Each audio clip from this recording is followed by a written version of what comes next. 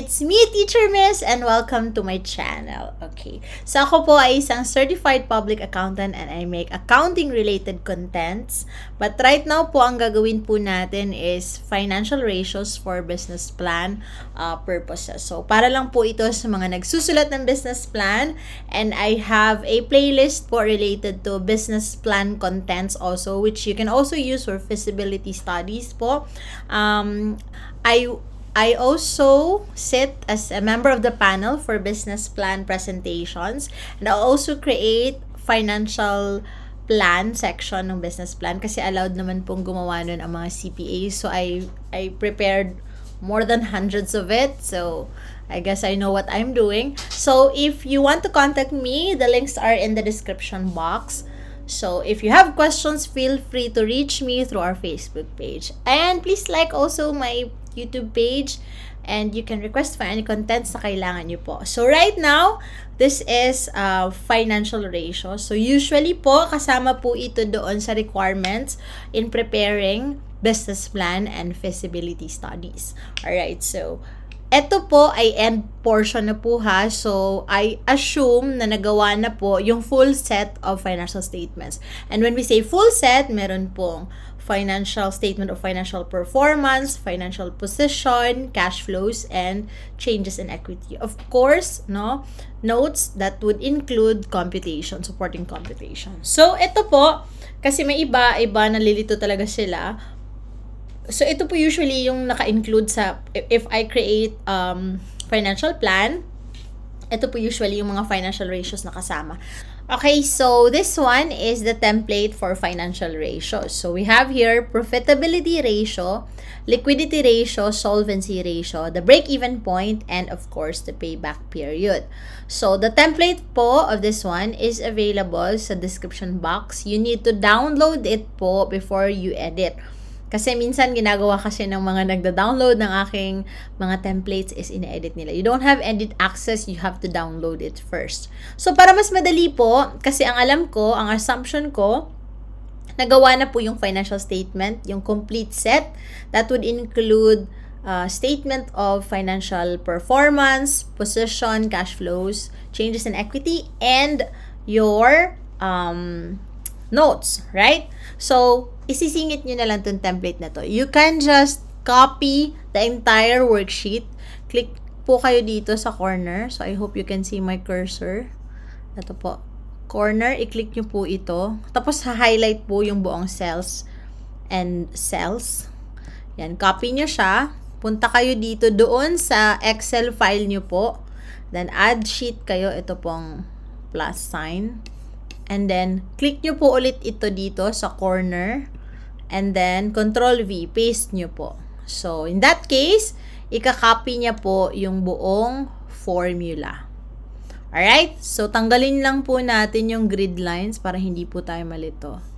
Ayan. So, ito pong mga naka-highlight ng pitch dito po kayo maglalagay lang ng number para hindi kayo malito. Kasi, unless na lang po magaling talaga kayo sa Excel, it's okay, you can change it. Pero, if hindi naman, mas better po na you only fill out yung mga may peach, naka-highlight ng peach color. Okay?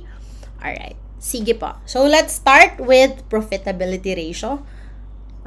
We have here profit margin. Pag tinanong nyo sa akin, ma'am, how do we compute for profit margin? Ito po yung formula. Wag po kayong mataranta. Okay? Alright. So, gagawin nyo lang, hanapin nyo lang po itong nakasulat dito. So, kung net income po ito, hanapin po natin si net income. Okay, if net income is here, okay, by the way po, if up to 3 years lang yung gagawin niyo for business plan or feasibility study, pwede nyo lang pong i-delete yung years 4 and 5. Just highlight the column and then right-click, delete. Ganun po, okay?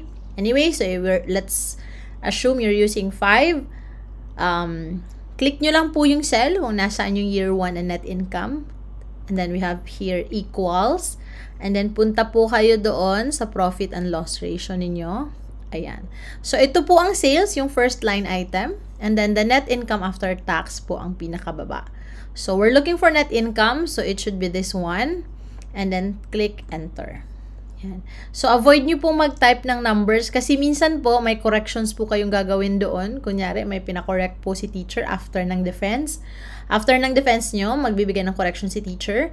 And then, you need to change something from your financial plan. Kailangan nyo pong better po pag naka-formula so that you will not recompute, okay? Magko-compute na po siya ng kanya. So, click nyo lang po ito. Pag lumabas po yung plus sign on the lower right nung cell, i-drag nyo lang po siya at lalabas na po yung years 2 to 5.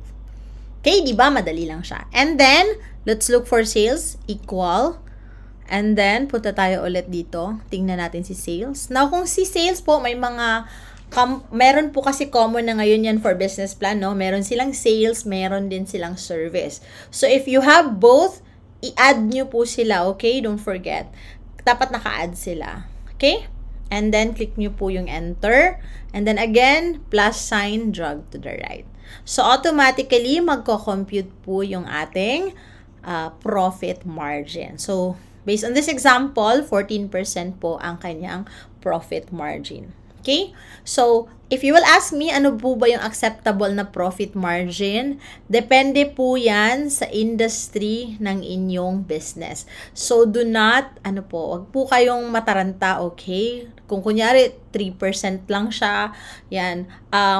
Wag kayong mataranta pag tinanong kayo ng members of the panel, pag sinabi sa inyo, bakit 4% lang ang inyong profit margin? It's too low and it's correct, mababa masyado yung 4%. Pag ganun po, very risky siya. Pero depende kasi again yan sa inyong industry or sa inyong business. Kasi may mga businesses na dapat talaga mataas ang profit margin ninyo because other businesses also in that industry are earning this much. So, dapat lang talaga ang secret to profit financial ratios is comparability.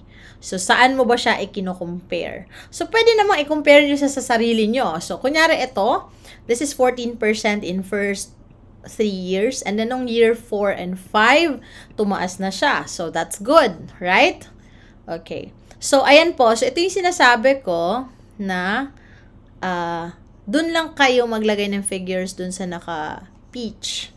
Okay? And then, makikita nyo dito sa next na item, gross profit margin and return on capital computation. Ayan, nakalagay na agad si sales and si net income kasi nahanap na natin sila kanina. After po nun, if you're computing for gross profit margin, again, click natin to dito. Tapos equals, punta tayo kay gross profit. So, ito si gross profit. Ayan siya. And then, enter. Again, drag. Ayan po. So, again, the question is, ano po ba yung ideal na profit margin? Depende po siya sa inyong business industry. So, kunyari po, beverage ang business ninyo, usually, dapat mataas po yung inyong profit margin. Kasi yung beverage po ay low cost of sale siya. So, dapat mataas ang kanyang profit margin. Pero kunyari, ang business niyo po ay retail. Usually, pag retail po, konti lang po yung ating markup, di ba po? So, naturally, mababa po ang kanyang gross profit margin. Mababa din ang kanyang profit margin. Okay? Next is return on capital. So, sa return on capital po, ang gagamitin po natin ay average.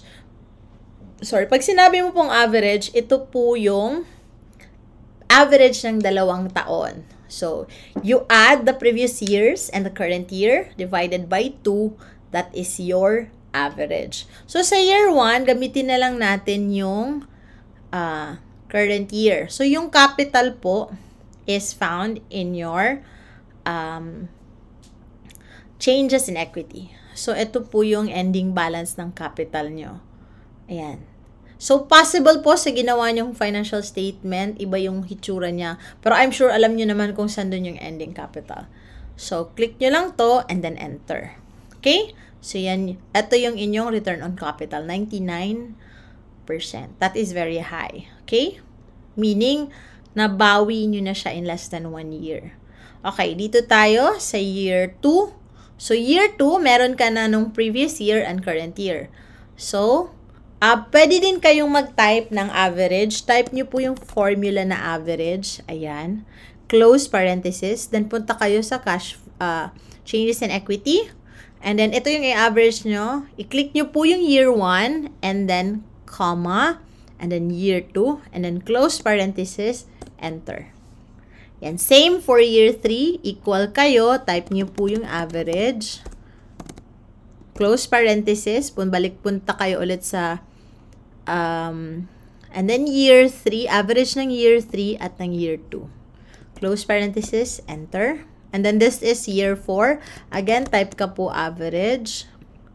Close parenthesis. And then changes in equity. Current year, year 4 at ang previous year. Enter. And then, same for year 5, average. Ayan. And then, again, current year, year 5, comma, year 4, close parenthesis, enter. Okay, so this is your return on capital. Okay, so, actually, mataas po yung rate na ito. Okay? Okay. So, bakit naman po ito ay bumababa? Possible po kasi, hindi po kasi natin nako-control yung movement ng capital. So, pag ganito po yung mga tanong sa question, isipin nyo po kung ano po yung nagpapa-apekto dun sa account. Say, for example, net income, ano ba yung nagpapa-affect sa kanya? Sales and expenses. Pag capital, ano po yung nagpapa-affect sa kanya? Drawings, right? Drawings and income. So, possible na mababa ito sa year 5. It's because tumaas po yung iyong capital balance. So, more likely, hindi ka masyadong nag-withdraw kasi tumaas siya, di ba? Hindi ka masyadong nag-withdraw, tapos nadagdagan siya kasi because of net income. So, that's not exactly bad. Possible lang na hindi ka masyadong nag-withdraw. This is a sole proprietor type of business, okay? Next, let's go to liquidity ratio. So, si liquidity po, tinitest niya kung si company ay kayang bayaran ang kanyang mga utang. Now, hindi naman po ito masyadong complicated because usually, for business plan purposes, usually po, cash basis naman tayo. So, wala masyadong utang. Okay?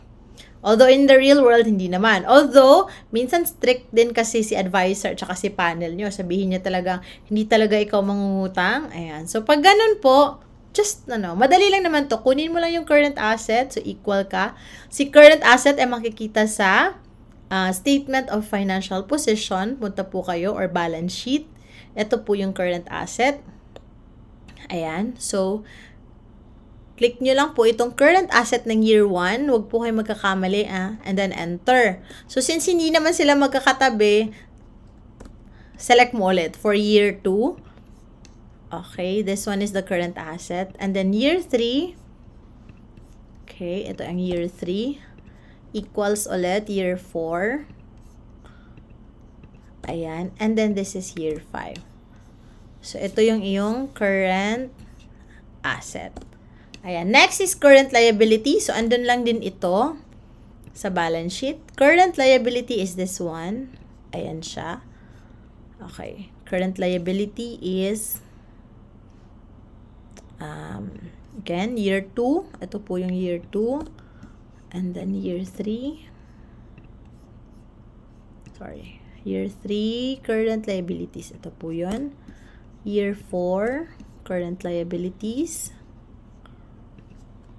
Year 5, current liabilities. Okay. So, after that, you can compute already for the current ratio. Now, ano po ba yung ideal na ratio?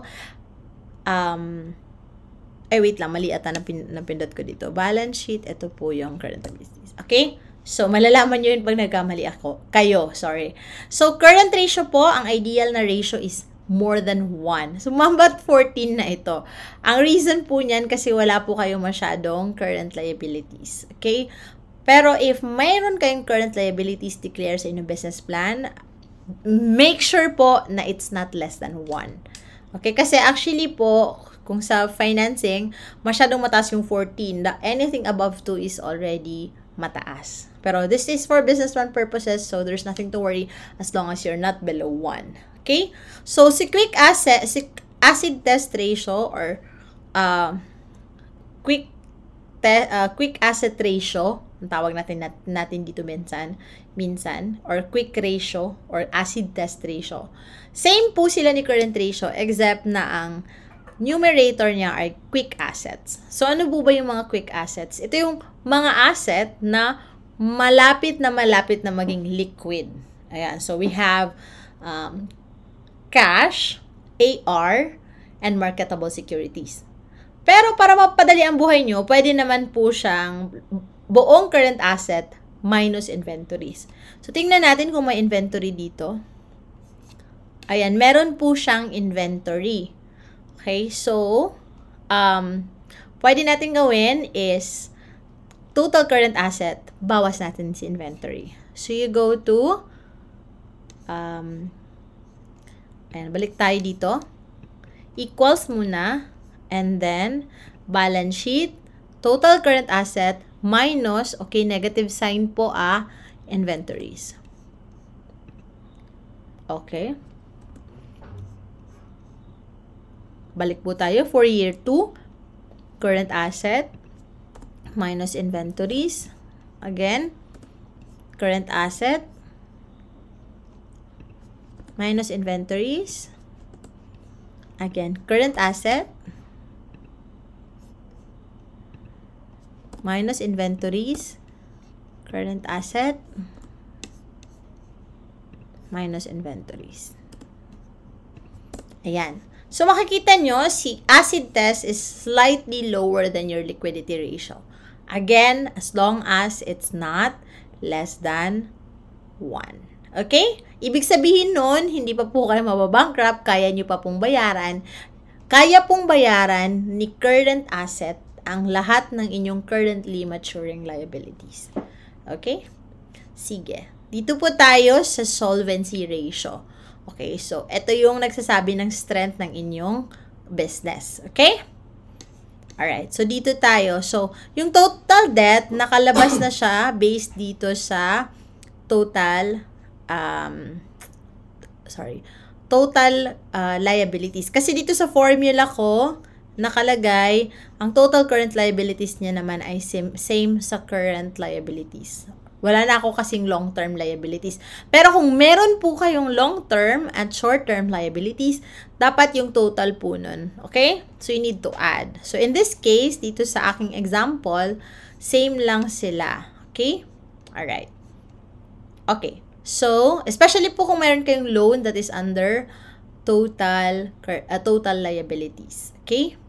So, let's go to total asset. Equal natin siya. Tapos, punta tayo sa balance sheet. Ito po yung total asset. Enter. And then, year 2 again.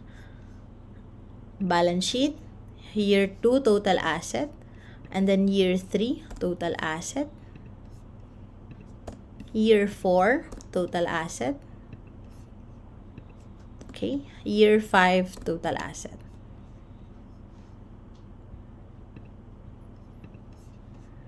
Okay.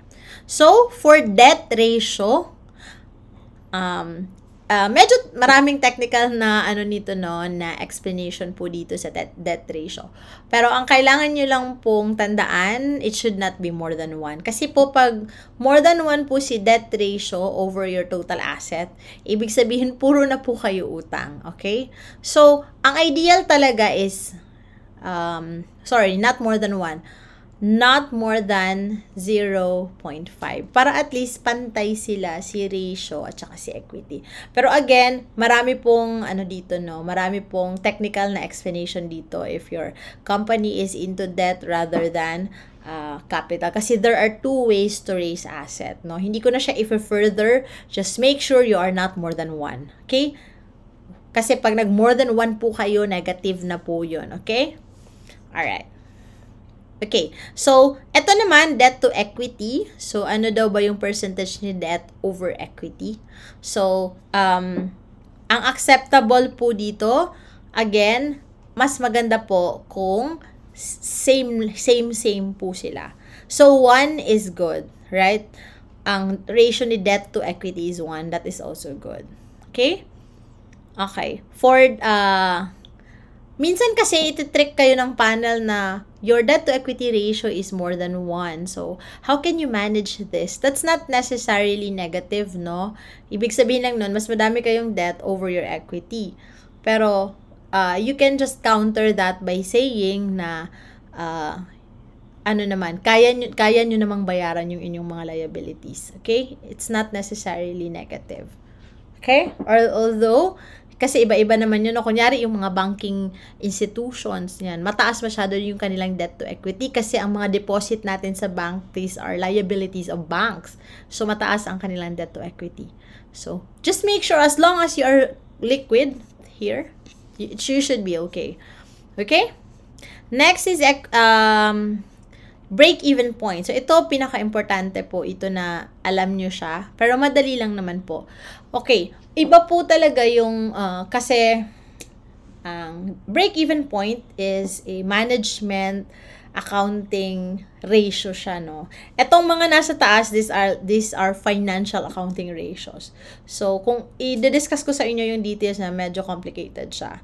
Bakit ito yung fixed cost, ganyan. So, for simplicity po, we use operating expenses as fixed cost. Kasi medyo fixed cost naman sila talaga. Ibig sabihin, whether you will have more income or more sales or less sales for the period, your operating expenses remains the same. So, basically, fixed cost sila. So, equal mo lang yan. Punta ka sa profit and loss. Kunin mo yung total ng inyong operating expenses. Yan. And then, enter.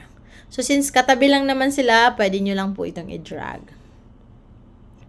Ayan. Tapos, next ay contribution margin. Tatanong, saan po ba galing itong contribution margin? So, again, no, iba yung computation sa managerial accounting side. Pero for this purposes, ang computation po nito ay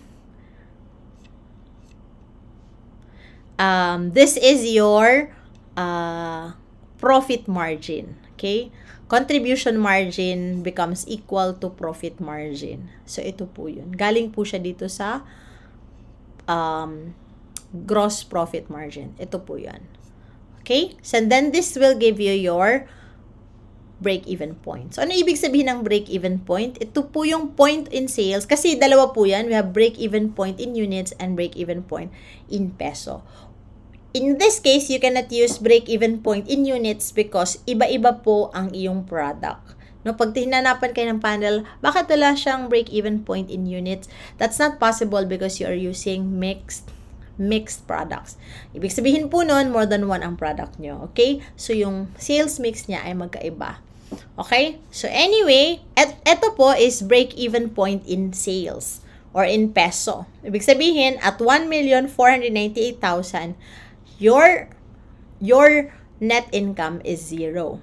Pag mababa ka sa 1.498 million, that means you have loss. So, in order to have gain, your sales should be above 1.498 million. Okay? Okay, let's go to cash flows. Okay.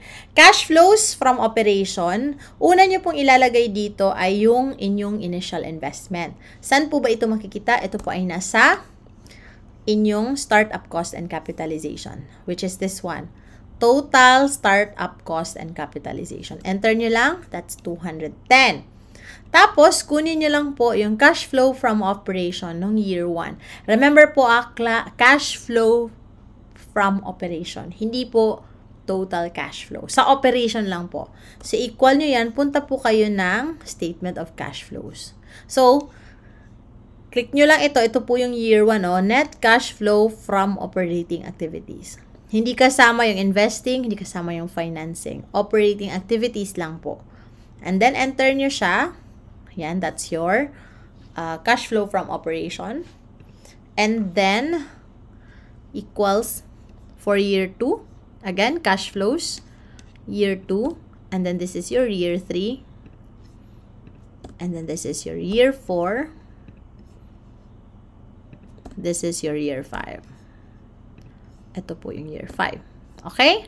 So, pag meron na pong negative, ibig sabihin na ano na po siya. Ibig sabihin po nun, nabawi mo na siya. Na-payback na po siya. Alright? So, year 1 pa lang, nabawi na siya. So, ang gagawin nyo po, okay, equals nyo po ito, 210, divide nyo siya sa nakuha nyo nung taon na yon. That is 0.81. So, ibig sabihin, ang payback period mo is 0.81 years. Okay? Sorry, 0.81 year. So, pwede nyo po itong i-convert into months. Multiply nyo lang po yung 0.81 sa 12. Yan. Ragi po tayong round up pag payback period. So, 10 months po ang payback period. Pwede nyo pong isulat dito 10 months. Okay? Okay, that's an example kung less than a year. What if naman, ma'am, nabawi siya more than 1 year? So, kunyari po, ito po ay first year of operation nyo ay 100,000. Second year of operation nyo po ay 75,000. And then, third year of operation nyo is 45,000. Okay, so, ito, 1 whole year, diba? Bago mo siya nabawi, so 1. And then, this one is... Yan, positive pa siya. So, meaning may balance ka pa na hindi nababawi sa capital mo. 1. O, ito dito negative na, 'di ba? So, pag negative na, i-divide mo tong current cash flow from operation by the balance of capital ng previous years. Yan, ibig sabihin, nabawi mo siya in 0.29 months. Okay? Okay.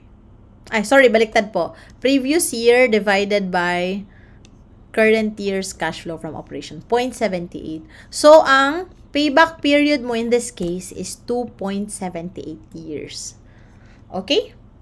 So, lagay nyo 2.78 years. So, pwede nyo again i-convert po ito in months, 2 years, and something months. Okay. So, question, ma'am, ano po ba yung ideal na payback period? Ang nagsiset po nung ideal is si investor. Kung gusto ni investor na 3 years lang, tapos ang na-present mo dito ay more than 3 years, then that's not acceptable.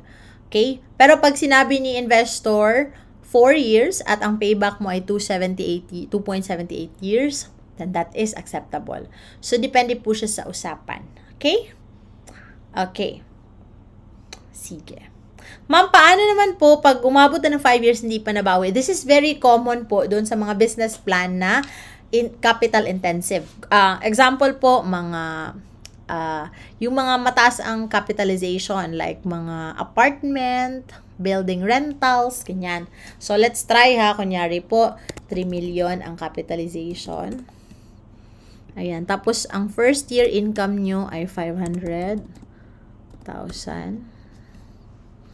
Okay, second year ay 520, kunyari. Third year ay, let's say, 490. Fourth year ay 490 ulit. Fifth year ay 500. Ayan. So, positive lang siya, diba? Hanggang dyan. So, ang gawin nyo po, dun sa last, equals nyo siya, previous year, diba? Divided by current year. Ayan. So, 2 siya. So, this will be 6 years. And kunyari naman po, ito ay 5 million ang inyong capitalization. Ayan. Lalabas lang siya yung last. So, ibig sabihin, 10 years ang inyong payback period. So, again, ang basis nyo po is targeting. So, ito pong lahat ng mga nasa financial ratio. Maganda po siyang isama ninyo sa inyong executive summary. Kasi these are the parts of the financial highlights where investors are interested. So, remember po ang mga investors na nagbabasa ng feasibility studies and business plans, they are looking into your executive summary. At syempre, interested sila dun sa financial highlights. So, since your panel act as your investors, so you should look into that. Ayan, yun lamang po. Again, yung template po nito is in the description box. I hope this can help you po in your preparation for your business plan or feasibility study defense. This is Teacher Miss saying thank you. Thank you everyone. Goodbye.